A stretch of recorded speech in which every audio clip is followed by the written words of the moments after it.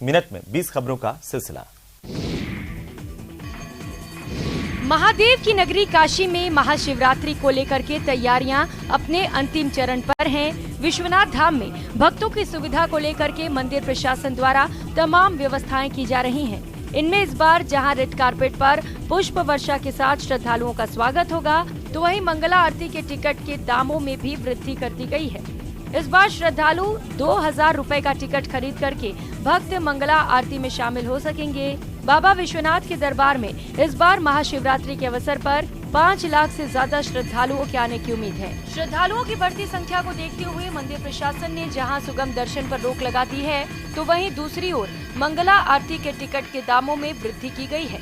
शिवरात्रि पर टिकट 350 से बढ़कर 2000 रुपए में भक्तों को उपलब्ध कराया जाएगा। धर्मनगरी हरिद्वार में 2 बार फाल्गुन और सावन के महीने में बाबा भोलेनाथ के रंग में रंग जाती है। जहां देखो केवल बाबा के भक्त ही नजर आते हैं। ये लोग कावड़ लेकर यहां गंगा जल लेने आते हैं। ऐसे ही फाल्गुन की कावड़ यात्रा में सैकड़ों की संख्या में श्रद्धालु इन दिनों हरिद्वार पहुंच रहे हैं। शिव भक्त यहां से गंगा जल लेकर वापस अपने गंतव्य को लौट रहे हैं।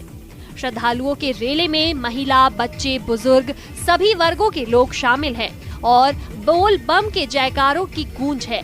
पिछले कुछ सालों में फाल्गुन कावड़ यात्रा में भी डाक कावड़ियों ने आने का चलन बढ़ा है।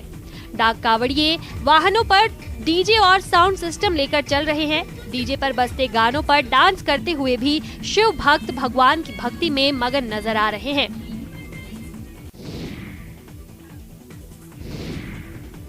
महादेव की नगरी काशी में भांग को सिर्फ खाया ही नहीं जाता बल्कि पहना भी जाता है। जी हाँ, ये सच है और इस सच की तस्वीर इन दिनों काशी के बाजार में नजर आ रही है, जहां महाशिवरात्रि के मौके पर देशी विदेशी सभी लोग भांग से बने कपड़ों को खूब पसंद कर रहे हैं। इस कपड़े की खासियत ये है कि इससे जहां उत्तराखंड की महिलाएं आत्मनिर्भर बन रही है, तो वहीं दूसरी ओर ये कपड़ा त्वचा संबंधी रोगों से भी लोगों को सुरक्षित रखेगा और इसके साथ ही उत्तराखंड और काशी के संबंध में भी प्रगाढ़ता आएगी। आपको बता दें कि इन कपड़ों को भांग के लकड़ी के रेशे से उत्तराखंड में तैयार किया जाता है।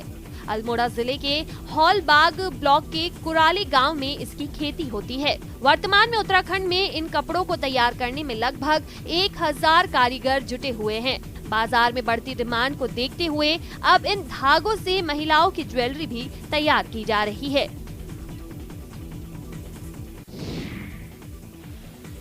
1100 शिवलिंगों पर एक साथ 1 लोटा जल और फूल चढ़ाकर पुण्य पाने वालों के बारे में अगर आपको कोई भी बताएगा तो आपको बिल्कुल भी यकीन नहीं होगा। ये मंदिर स्थित है बुंदेलखंड के झांसी में। पानी के धर्मशाला के बीच में बने हजारिया महादेव मंदिर में हर समय श्रद्धालुओं की भीड़ जुटी रहती है। इस मंदिर में शिवलिंग की विशेषता ये है कि यहाँ पूजा करने आने वाले श्रद्धालुओं को 1 नहीं, 2 नहीं, 10 नहीं, 100 भी नहीं, बल्कि एक साथ 1100 शिवलिंगों पर जल चढ़ाने का सौभाग्य मिलता है। इस मंदिर ने एक बहुत बड़ा शिवलिंग है, जिसके छोटे छोटे 11 गोलाकार घेरे के हर घेरे में 100 शिवलिंग बने हैं। हजारिया महादेव के मंदिर के मुख्य पुजारी का ये दावा है कि जब कभी भी बुंदेलखंड में सूखे के हालत बनते हैं, हजारिया महादेव के मंदिर में खास तौर से बुंदेली किसान आकर पानी गिरवाने की अर्जी करते हैं। शिवलिंगों के पानी में पूरी तरह से डूबने पर बुंदेलखंड में जमकर बारिश शुरू हो जाती है।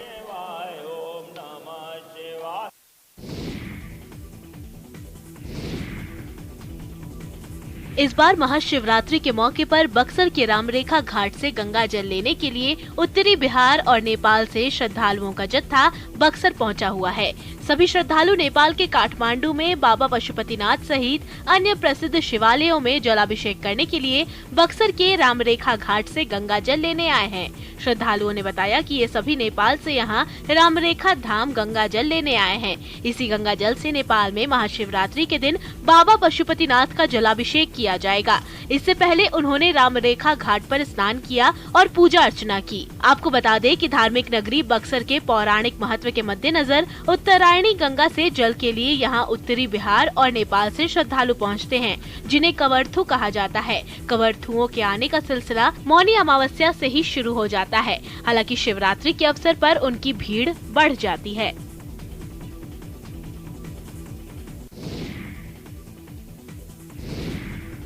भूत हसाव से 1 महीने तक जोशीमठ और औली में पर्यटन गतिविधियां पूरी तरह से ठप पड़ी है, लेकिन अब पर्यटन व्यवसाय धीरे धीरे पटरी पर लौटने लगा है। इन दिनों औली में सैलानियों का जमावड़ा लगा हुआ है। बर्फ और स्कीइंग का लुत्फ सैलानी औली में उठा रहे हैं। भले ही आपदा के बाद लोगों के मन में कई तरह की आशंकाएं हो, एशिया की सबसे लंबी रोपवे में बंद हो, लेकिन सैलानी के हौसले इस बात की तकसीद कर रहे हैं कि डरने वाली कोई बात नहीं है। आपको बता दें कि विश्व प्रसिद्ध पर्यटन स्थल औली में बर्फबारी ने सुंदरता में 4 चांद लगा दिए। औली से नंदा देवी तक की चोटियां धूप खिलने के बाद चमक रही है।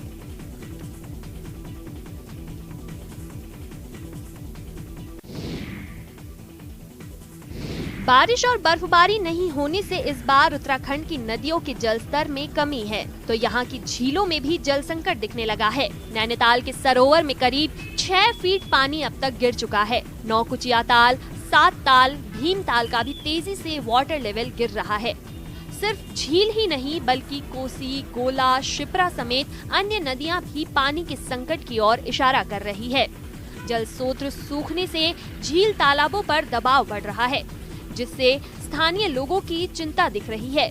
अभी ये हाल है तो गर्मियों में क्या होगा। हालांकि इस संकट को दूर करने के लिए स्कूल और होटल में हो रही पानी की सप्लाई में कटौती के निर्देश अब जारी कर दिए गए हैं। आपको बता दें कि साल 2016 में झील का वाटर लेवल इस कदर गिरा था कि झील ने मैदान का रूप लेना शुरू कर दिया था, और इस बार भी ऐसा ही संकट इन झीलों पर अभी से लगने लगा है।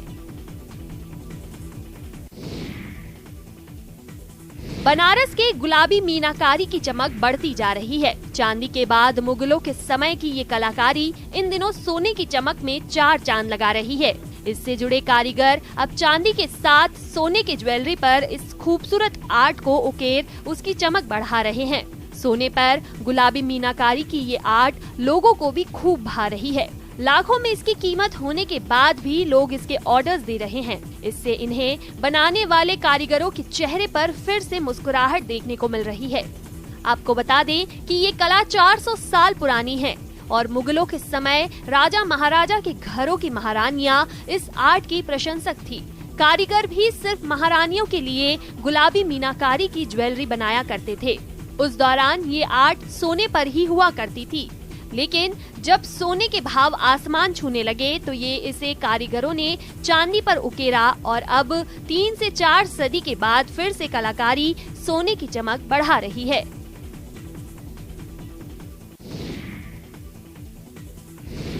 गंडक नदी का दियारा इलाका, चारों तरफ रेत और पानी ही पानी।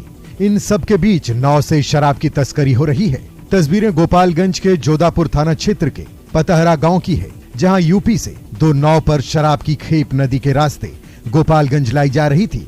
उत्पाद विभाग को इसकी सूचना मिली और मोटर बोट से छापेमारी कर शराब से भरी दोनों नाव को जब्त कर लिया। हालांकि तस्कर नदी में छलांग लगाकर फरार हो गए। उत्पाद अधीक्षक राकेश कुमार ने बताया कि 50 कार्टन दोनों नाव से शराब बरामद की गई है। इस मामले में अज्ञात शराब तस्करों के खिलाफ उत्पाद अधिनियम की प्राथमिकी दर्ज कर तलाश में पुलिस जुटी है। दरअसल गंडक नदी में जलस्तर कम होने के बाद शराब तस्करों ने नदी के रास्ते छोटे नाव से शराब की तस्करी शुरू कर दी है। यूपी बिहार के चेक पोस्ट पर मद्य निषेध विभाग और पुलिस की ओर से जांच में सख्ती बढ़ाए जाने के बाद तस्करों ने शराब की तस्करी के लिए गंडक नदी का रास्ता चुन लिया है। फर्जीवाड़े के लिए शातिर अपराधी हर दिन अपने कारनामे को अंजाम देने के लिए तरह तरह के प्रयोग करते दिख रहे हैं। मध्य प्रदेश के सिवनी से एक ऐसा ही मामला सामने आया है, जिसे जानने के बाद आप हैरान रह जाएंगे। विदिशा के सिरोंज के रहने वाले 2 आरोपियों ने लोगों को झांसे में लेकर एक अनोखा तरीका निकाला। उनके पास सोने के बिस्किट थे, लेकिन असली नहीं बल्कि नकली।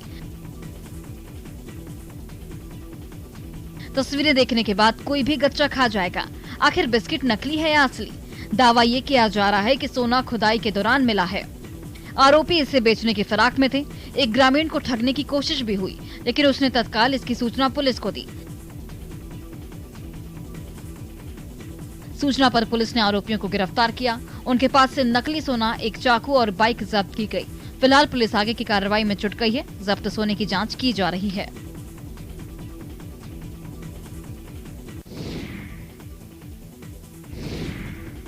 देश में शिक्षा की दर को बढ़ाने के लिए सरकार कई योजनाएं चला रही है, लेकिन बिहार के छपरा में एक ऐसा अनूठा प्रयोग हुआ जिससे यहाँ पढ़ने वाले बच्चों की संख्या में बढ़ोतरी देखने को मिली है। इसका कारण है शौचालय। चौंकिए नहीं, ये सच है। दरअसल यहाँ बच्चे शौचालय इस्तेमाल करने के लिए भी स्कूल आते हैं। दरअसल छपरा के अमनौर प्रखंड के अपहर गांव में सरकारी स्कूल के शिक्षक ने अपने विद्यालय के शौचालय को काफी आधुनिक तरीके से बनाया। शौचालय किसी 5 स्टार होटल के शौचालय से कम नहीं दिखता।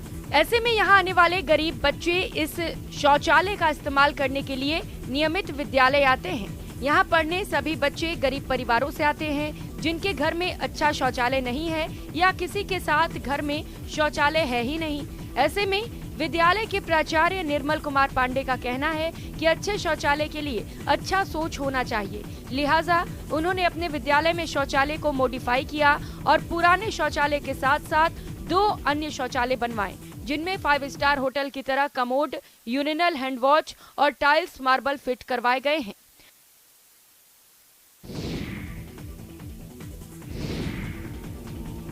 कहते हैं प्यार की कोई सीमा नहीं होती। सच्चा प्यार ना तो सरहदें देखता है और ना ही धर्म और जात। ऐसा ही कुछ हुआ है हरियाणा के झज्जर के सुनील यादव और जापान की रेयोको ओकामोतो के बीच। 7 समंदर पार से झज्जर का छोरा विदेशी बहू लेकर आया है। दोनों ने झज्जर में हिंदू रीति रिवाज से विवाह की रस्में निभाई और 7 जन्म तक एक दूसरे का साथ देने के कस्में वादे किए। दोनों की शादी से परिजन भी बेहद खुश हैं। शादी की खुशी में विदेशी दुल्हनिया के परिजन भी हरियाणवी गानों पर जमकर थिरकते नजर आए। आपको बता दें कि सुनील की जापानी गुड़िया से पहली मुलाकात कॉफी मीट्स बेगल ऐप पर हुई थी। इसके बाद दोनों की दोस्ती बढ़ती गई और प्यार में तब्दील हो गई। उनके परिवार ने दोनों की शादी के लिए हामी भरी और रेयोको ओकामोतो शादी करने के लिए उनके साथ चली आई। हिंदुस्तान की दुल्हनिया बनी रेयोको ने नमस्ते इंडिया कहकर अपनी शादी की खुशी भी जाहिर की।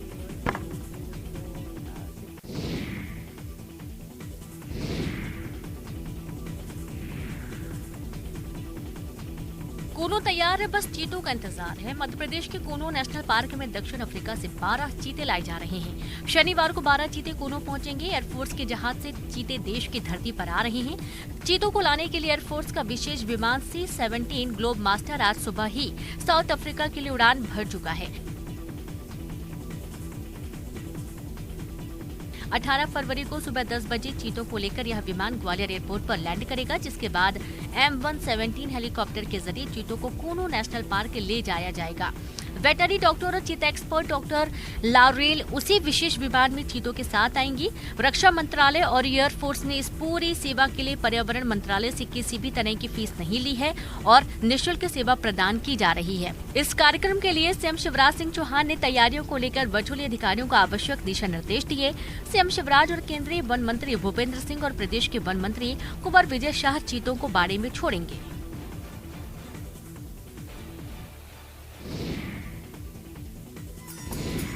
सांभर लेक सिटी को पर्यटन नक्शे पर लाने के लिए पहले सांभर फेस्टिवल 2023 का आगाज शुक्रवार से हो गया है।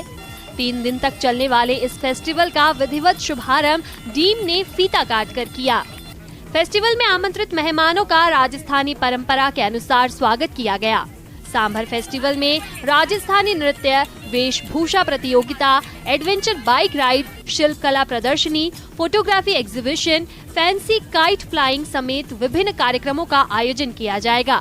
फेस्टिवल के शुभारंभ अवसर पर पर्यटन विभाग, जिला प्रशासन और स्थानीय प्रशासन में कई अधिकारी और कार्मिकों के अलावा ग्रामीण मौजूद रहे।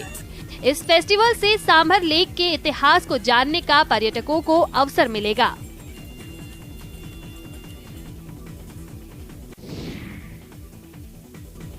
पीलीभीत टाइगर रिजर्व से निकलकर एक टाइगर गेहूं के खेत में पहुंच गया और बैठकर आराम से धूप सेकने लगा। मामला शाहगढ़ चौकी क्षेत्र के गांव मानपुर का है, जहां पर गेहूं के खेत के बाहर एक बाघ धूप सेकते हुए बैठा नजर आया और जब ग्रामीणों की इस पर नजर पड़ी तो ग्रामीणों में दहशत हो गई। उन्हीं में से किसी ग्रामीण ने इसका पूरा वीडियो बना लिया और उसको सोशल मीडिया में वायरल कर दिया।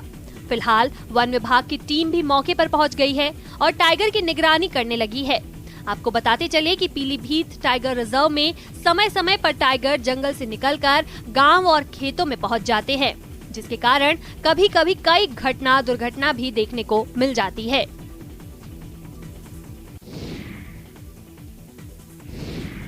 कहते हैं पुत्र के लिए पिता भले ही अपना फर्ज भूल जाए, लेकिन माता कभी कुमाता नहीं बनती। माता कभी अपने कलेजे के टुकड़े को खुद से अलग नहीं कर सकती। एक माँ का बच्चा थोड़ी देर के लिए उसकी आंखों से ओझल हो जाता है तो माँ घबरा जाती है, लेकिन अयोध्या में ठीक इसके उल्टा हुआ है। एक माता ने अपने नवजात शिशु को बोरे में लपेटकर गन्ने के खेत में फेंक दिया। मामला अयोध्या जनपद के कोतवाली बीकापुर क्षेत्र का है, जहां पर देवापुर गांव में गोसाई बाबा कुटिया के पास गन्ने के खेत में एक नवजात शिशु मिला है। ये शिशु लड़का है और जब गन्ने के खेत में रोते हुए बालक की आवाज सुनाई पड़ी तब स्थानीय लोगों ने ग्राम प्रधान को सूचना दी।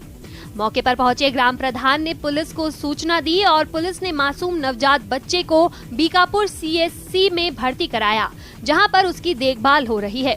पुलिस ने इसकी सूचना चाइल्ड केयर सेंटर को भी दी है। देवापुर के ग्राम प्रधान बब्बन ने बताया कि अगर इस बच्चे को कोई नहीं पालता है तब वो इस बच्चे को खुद गोद ले लेंगे और खुद इस बच्चे का पालन पोषण करेंगे।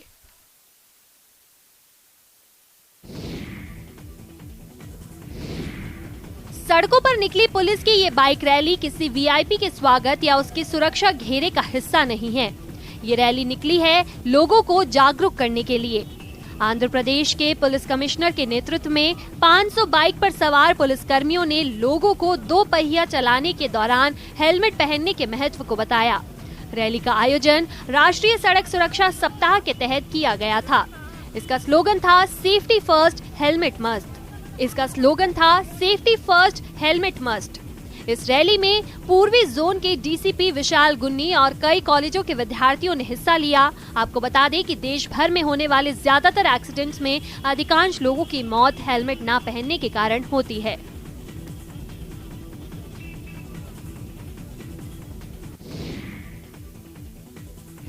तुर्की में भूकंप के बाद लोगों के लिए फरिश्ते बने भारत के NDRF जवान भारत लौट आए हैं। भूकंप के बाद तुर्की की मदद के लिए भारत ने ऑपरेशन दोस्त के तहत NDRF की टीम भेजी थी। 47 सदस्यीय इस टीम में डॉग स्क्वाड के सदस्य रेनबो और हनी भी शामिल हैं। आपको बता दें कि NDRF की 8वीं बटालियन के जवानों ने अपनी साहसी कार्यों से कई जानें बचाई। करीब 10 दिनों तक सफल तरीके से ऑपरेशन दोस्त चलाकर NDRF की एक टीम शुक्रवार को भारत लौटी। इन 10 दिनों के दौरान इन जवानों ने वहां हॉस्पिटल बनाने के साथ ही कई लोगों को मलबे से बाहर निकाला। NDRF के जवानों का पहला C-17 ग्लोब मास्टर विमान सुबह 9 बजे गाजियाबाद के हिंडन एयरपोर्ट पहुंचा।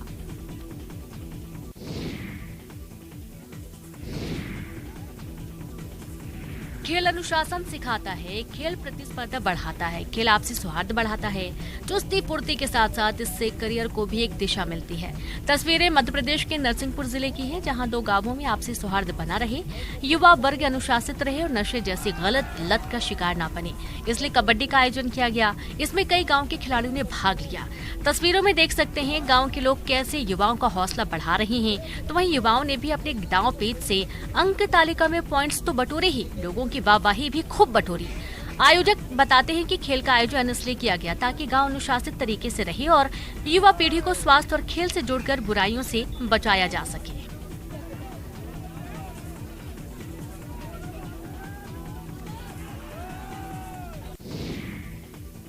कहते हैं कुछ कर दिखाने के लिए उम्र सीमा भी कोई मायने नहीं रखती। लहरों से डरकर नैया पार नहीं होती और कोशिश करने वालों की कभी हार नहीं होती। ऐसी ही कहानी है करौली जिले के टोडा भीम उपखंड के गांव महमदपुर के निवासी 14 साल के भूपेंद्र गुर्जर की, जिसने अपने मजबूत इरादों से हाल ही में आयोजित हुई खेलो India national games kabaddi Jaipur में अंडर 14 में गोल्ड मेडल हासिल किया है। भूपेंद्र के पिता राजेंद्र सिंह गुर्जर भारतीय सेना में कार्यरत हैं और उनकी मां एक गृहिणी है। गोल्ड मेडलिस्ट भूपेंद्र का कहना है कि जोखिम भरे खेल कबड्डी से उनका बचपन से ही लगाव है और इस खेल की तैयारी अपनी पढ़ाई के साथ ही कर रहे हैं। भूपेंद्र के मुताबिक उनकी इस कामयाबी का पूरा श्रेय उनके माता पिता को जाता है।